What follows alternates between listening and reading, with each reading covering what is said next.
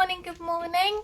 This is Sammy live on the Bloomz Art House Instagram page.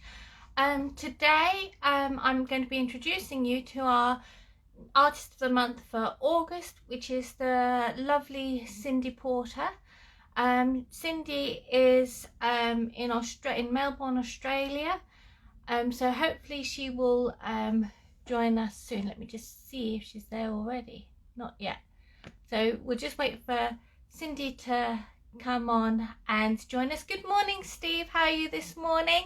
Just waiting for Cindy to join us. She's going to be our Artist of the Month. She does the most amazing creations, paintings in acrylics and in watercolors of beautiful animals.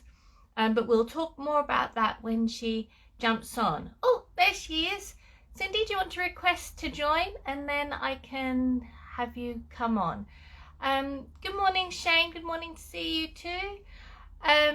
So this is oh, I'm losing my voice.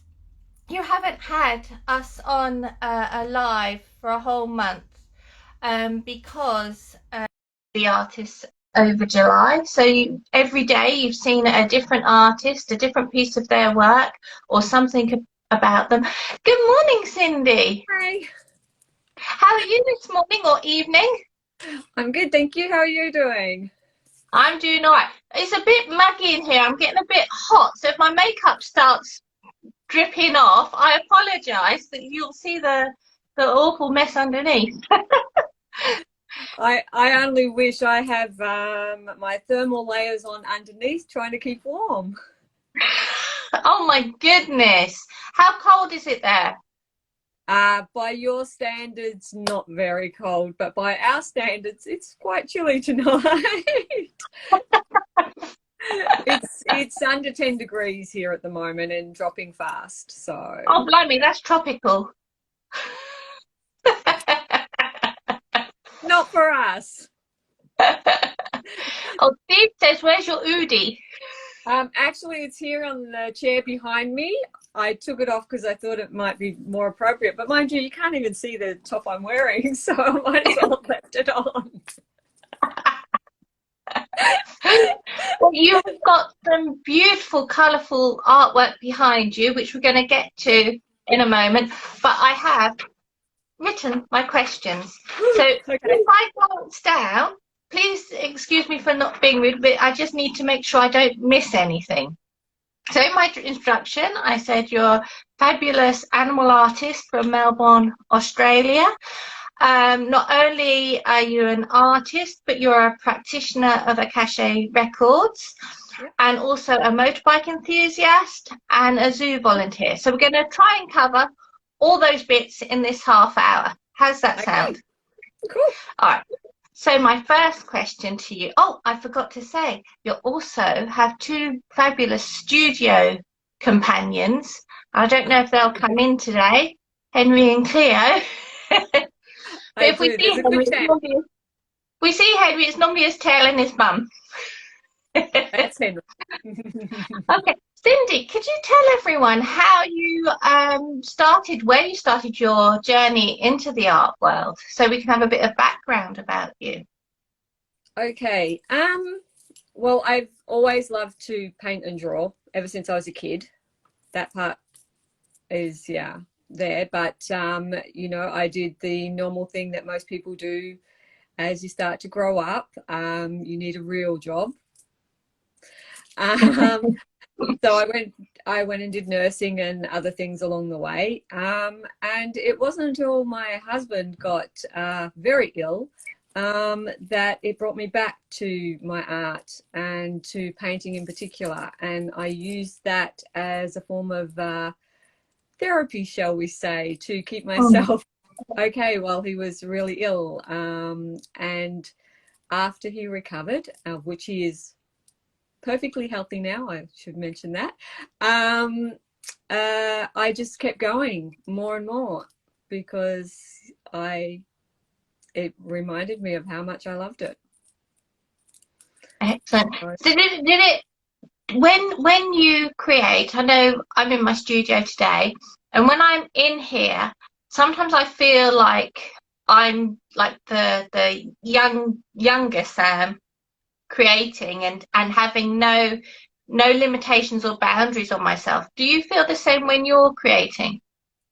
Actually, it's funny because I don't actually stop to think about what I'm feeling when I'm creating. I just know that when I don't create, like if I get really busy with life, shall we say, you know, the everyday things that we all have to deal with. If I don't create for a few days, I certainly become the grumpy Cindy, and it really shows. Um, so yeah, even though I don't really stop to think about how it makes me feel while I'm doing it, it definitely makes a big difference to how I feel about everything in general. Like it, you know, keeps me positive, keeps me energized, keeps me happy, all of it, all of it. Absolutely. Mm. With your animals are a huge part Yes. of your creating. I know that you've done other aspects within art as well, but it's animals that you seem to have that identify with and have that link to and are drawn to. Yep. Can you tell us how that, because I know you volunteer at the local zoo. How many of those animals, when you're with them, are they? What information are they giving you that you come back and then you reproduce them or essence of them on your canvas? That one there, the cheetah, that's Kalinda. She's the cheetah at my local zoo. Um, so yeah. Um, I don't know what it is. It's hard to put into words. I just feel a really strong connection with the animals in general. So some things are, some of my paintings literally come from other people's photographs that they've sent me. Mm-hmm. But a lot of the work comes from either photographs or from experiences that I've had, like Kalinda, like George over here. George is not his real name. George. I called him George because I couldn't identify which one of the gorillas he was at my local zoo. And we have 3 there. And he was one of them. And when I first painted him, yeah, I wasn't able to identify the differences between them. However, now I know which one he is, but the painting is named George, and it's always going to stay George because that's what it was at the time. So he felt like George to me. But yeah, With George, when yeah, I look at him, his eyes are so knowing, so telling, and I imagine, I mean, when I've been to the zoo or to a wildlife park and I've been able to see these animals, obviously not as close as you get a closer another side of the animals with your volunteering. yeah. But when I look at them and I look in their eyes and they tell you so much and you sort of think that could only be reproduced by a photograph. But in actual fact, all your artwork gives something of that animal. And you knowing George, you probably see a lot more than we're seeing. But what we're seeing is something that is, I don't know, it's like the spirit, the essence, the soul of that animal you're able to pull out and put onto your canvas. How does that make you feel when people say that to you? It lights me up inside, makes me feel really good because that's what I try to do with my paintings is literally, yeah, put the, it's, it's why I tend to most of the time concentrate mainly on the face of the animal. The same way people do when they do portraits, they normally Mm. concentrate most of the painting on the face area and everything to capture the spirit of, you know, and the soul of the person that they're trying to paint. Well, I try to do exactly the same with the animals, and I'm really drawn to that, and I feel really quite connected to them. And here comes Henry. Say hi, mate. You might as well hop up, put your face up. No, you don't want to? Hey, Henry. Rather than your bum, everybody. There goes the tail. But yeah, that's what I try to do. Is I literally, Henry, darling, come on. I literally try to get across the animal soul and the spirit of the animal across in the paintings. That's what I'm drawn to the most, and that is also the reason why sometimes I paint them in unusual colors, because that's the color that their soul speaks to me.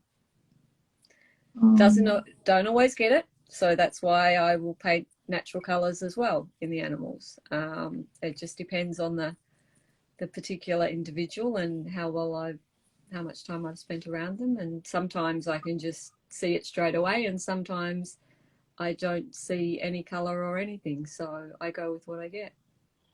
But even with the pieces of art that are painted in the natural colours, there is still that connection there that you're giving us as your viewers. You're giving us something more. I mean, it's not flat at all. It is a three-dimensional view you're giving us of that animal, which I find is I can't get my head around it. I can't understand how you do it. I know you say that, well, that's what portrait artists do. Some portrait artists do, but some it's just still very flat. Yes, you can see it's the person, but nothing's coming out of that picture. Nothing's coming out from those strokes that have made up that piece. And that is what I really enjoy from your work. So I'm hoping when people watch this interview, if they haven't seen your work, they go back and have a look on your Instagram page, on in your website, and see everything that you've got there, because it is definitely it's a feast for the eyes, and also it's an uplift for your own spirit, let alone, you know, and that's just seeing it over the internet. So to see it in real life must be jaw-dropping. In real life, they do have, dare I say, more depth. It's really hard to capture that on camera, like in a photograph and the like. Anybody that's got them off me would always tell me that, you know, that they see so much more in real life. But I paint them to hopefully, share that sort of soul connection with the animals. That's sort of my aim of how I paint the way I paint and why I paint. Well, you're achieving that. You're achieving that every time. Absolutely every time. It's on the money every time. Thank you. With that in mind, can we talk about how you use that skill within your work as a Akashic Records practitioner? So firstly, could you explain it to us, for those that haven't heard about it before, and then how you bring your artwork into that?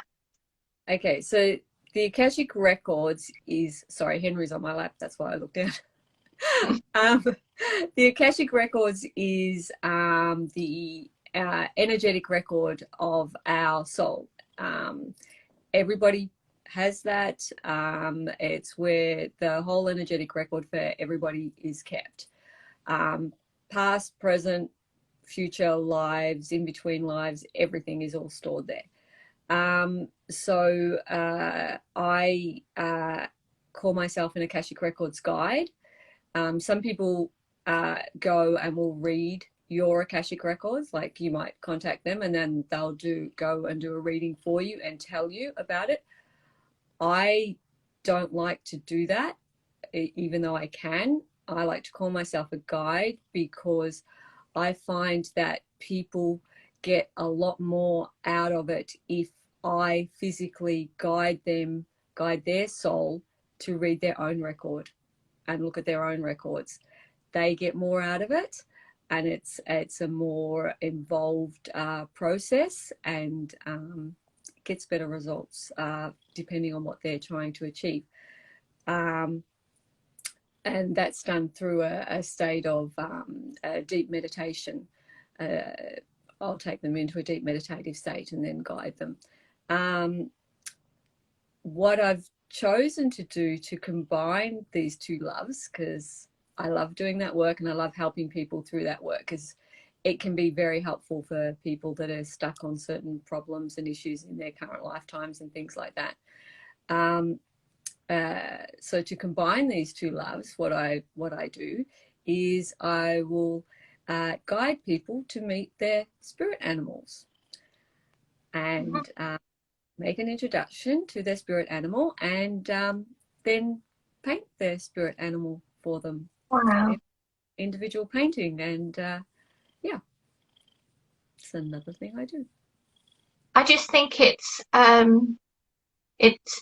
amazing how you get to see. Is it? I mean, I'm a total novice, and I just love hearing what you're saying, and we've spoken before, and I just love it, and I think it's because I don't know whether it's the creative in me, or it's the spiritual part of me. I don't know what it is, but I just love hearing about it. But is it when you find their spirit animal, is it something that you're able to then, you're both seeing the same thing? I suppose that's what I'm trying to say. Do you both actually see the same animal at that time? Do you get connected in such a way that you're both seeing the same animal, the same thing, the same eyes and everything? Because I imagine that when someone gets their spirit guide, the painting, like, that's it, that's who I saw. Normally the answer to that is yes. A lot depends on the person that I'm guiding.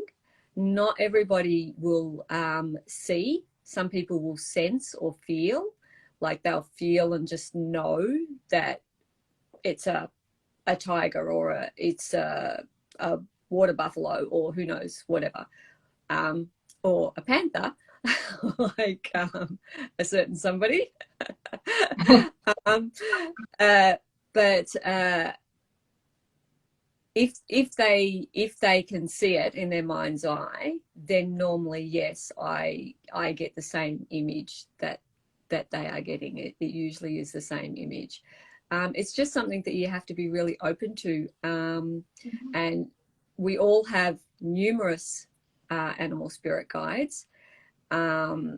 We usually have one main one, which is normally the one that will come forward during the introduction. And then we have others that come forward at times when we need them, if we're open to it. Got to be open to it.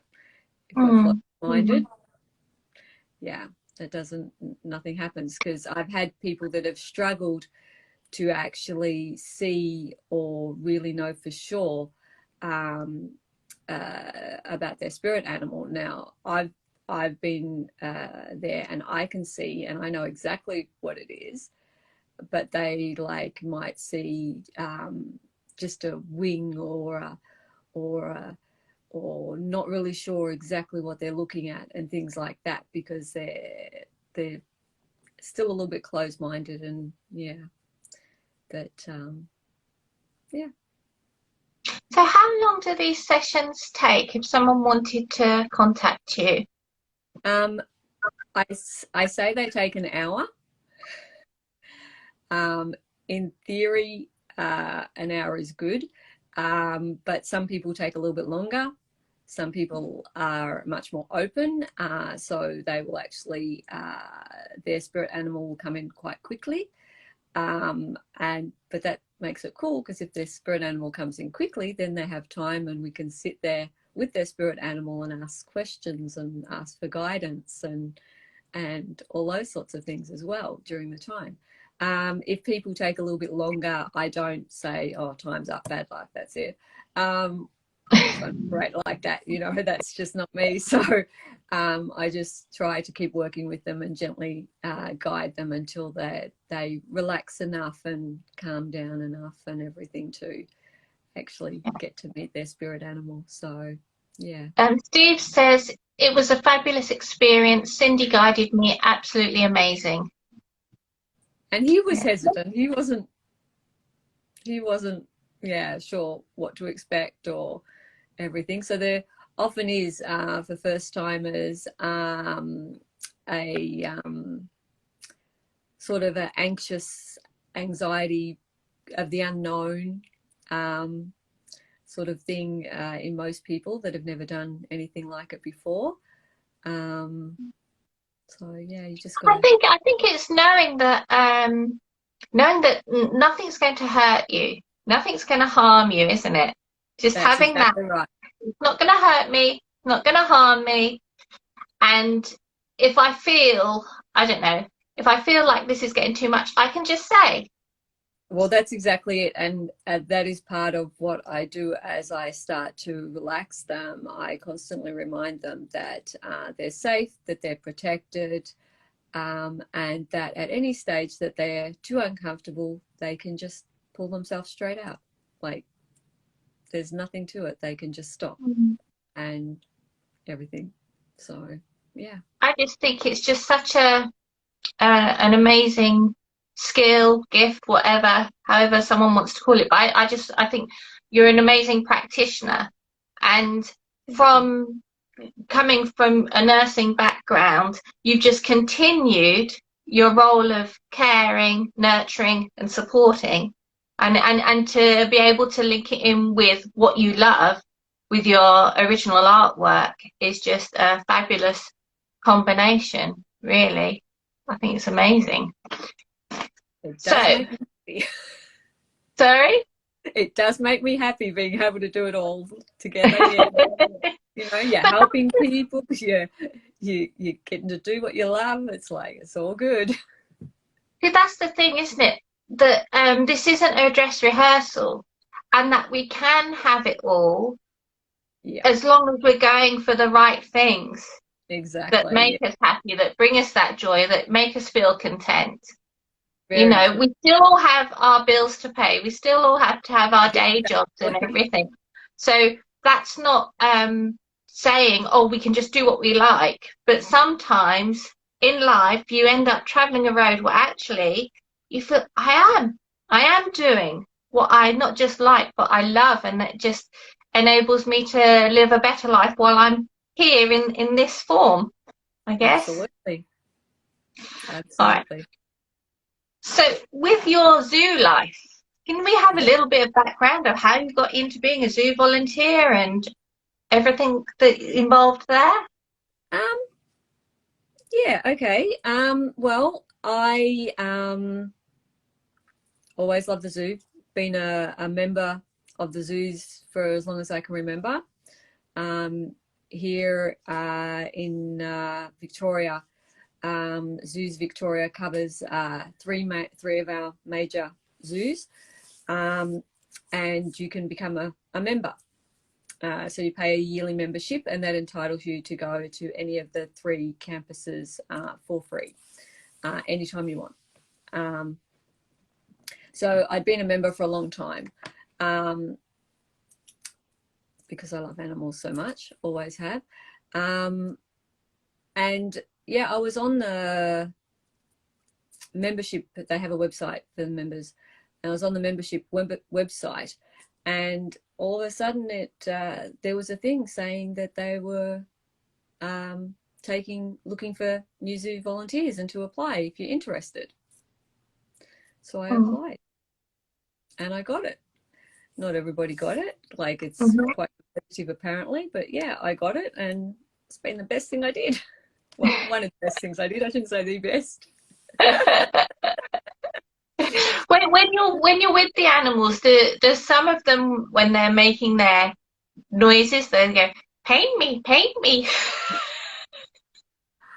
It's funny because, like, some of them sometimes when they're in the right mood, it's like they are deliberately posing there, like putting a pose ready for me to, yes, recreate that and everything. That's how this one came about of Kalinda. It looks like she's sitting there going, "Go on, paint exactly, me, exactly. paint me, Jack." It's hilarious because she rarely sits up like that.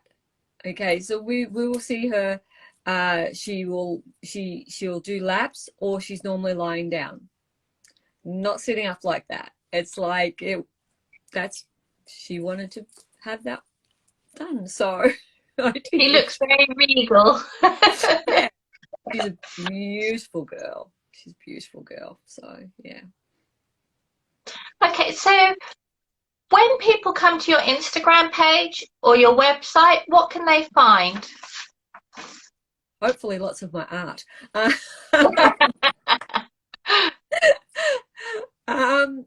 On my Instagram, I tend to put up mostly reels.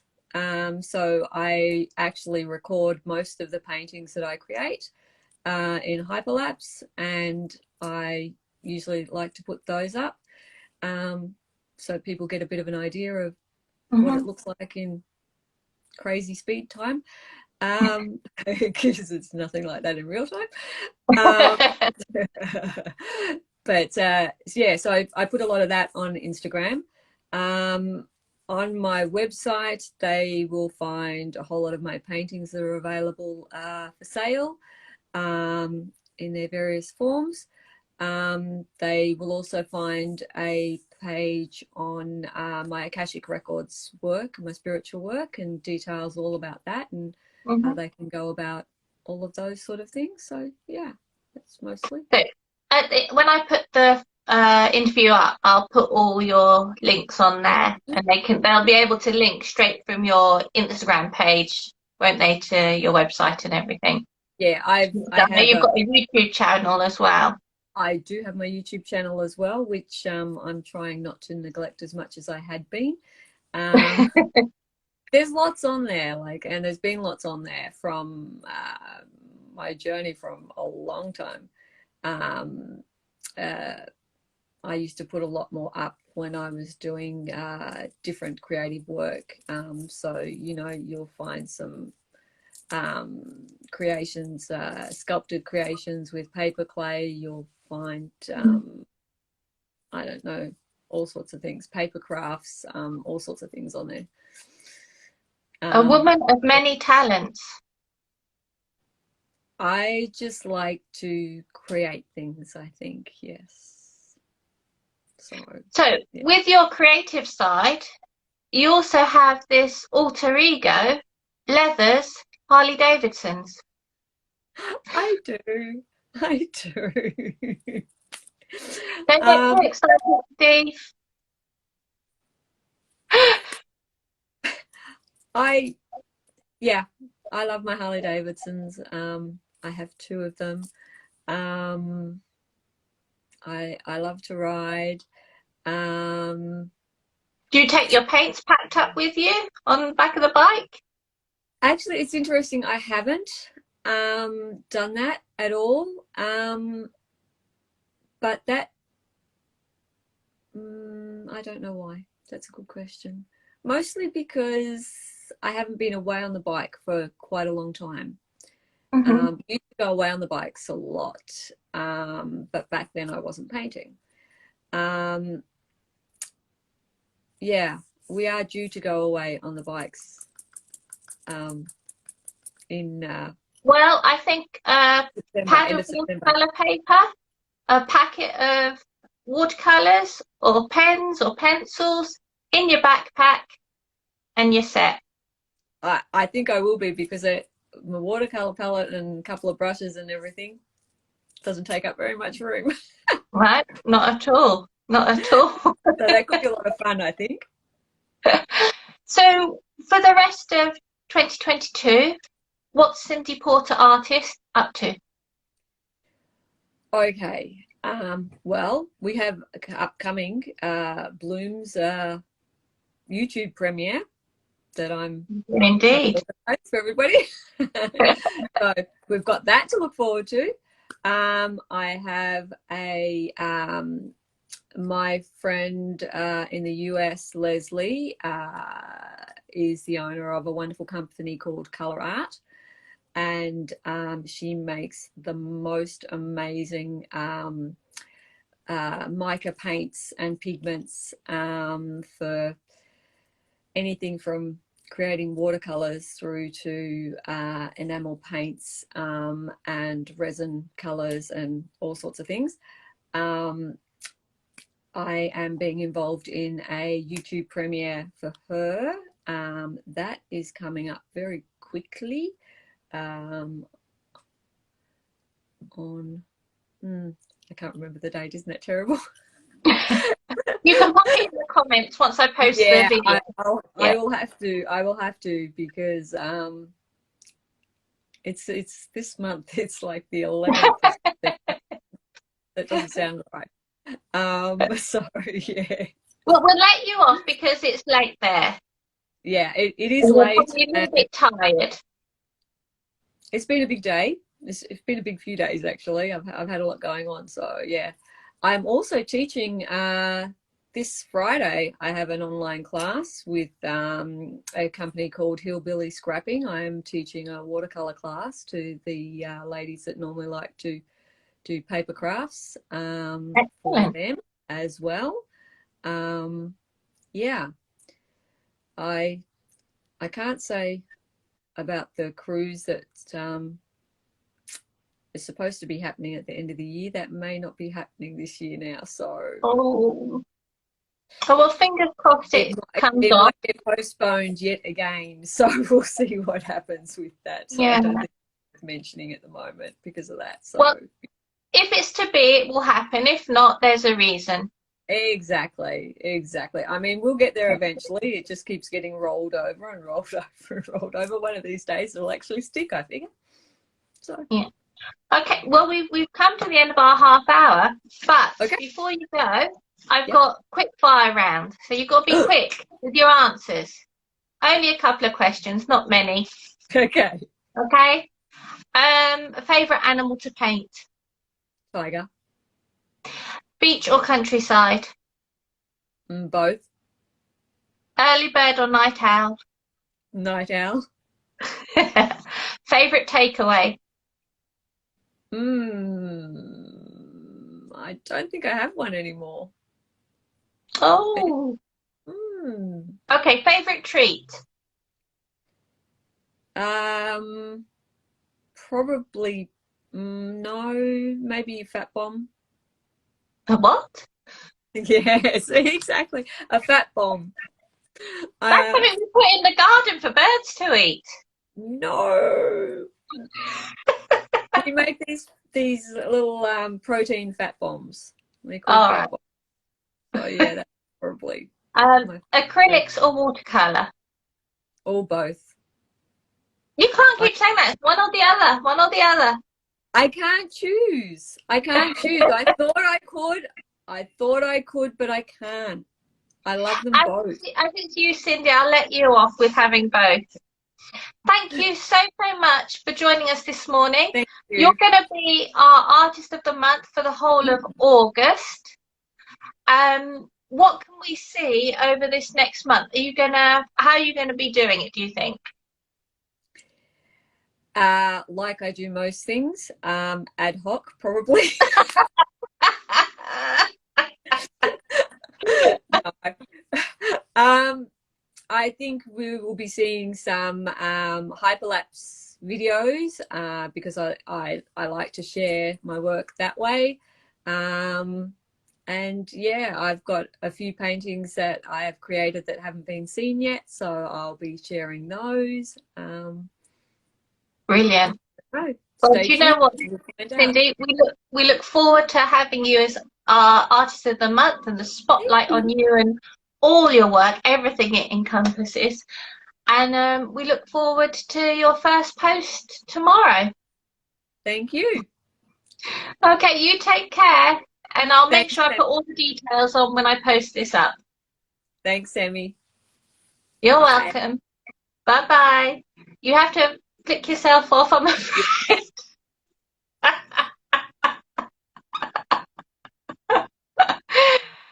that was the lovely, lovely Cindy Porter. Isn't she just so great? Her artwork, I can't tell you enough. Please go to her website, her Instagram page. I'll put all the details in the comments below. Her artwork is tremendous. The way she captures the essence, the spirit of the animals is something that sometimes not even a photograph can do. But she manages to do it, and it's just beautiful. Thank you, Steve. Yes, fat bald, not fat bombs. I was getting myself kerfuffled. But that's it for today. We'll see Cindy again at the end of the month for a wrap-up interview. And so enjoy Cindy as Artist of the Month on the Bloomz Instagram page. We'll see you soon. Bye-bye.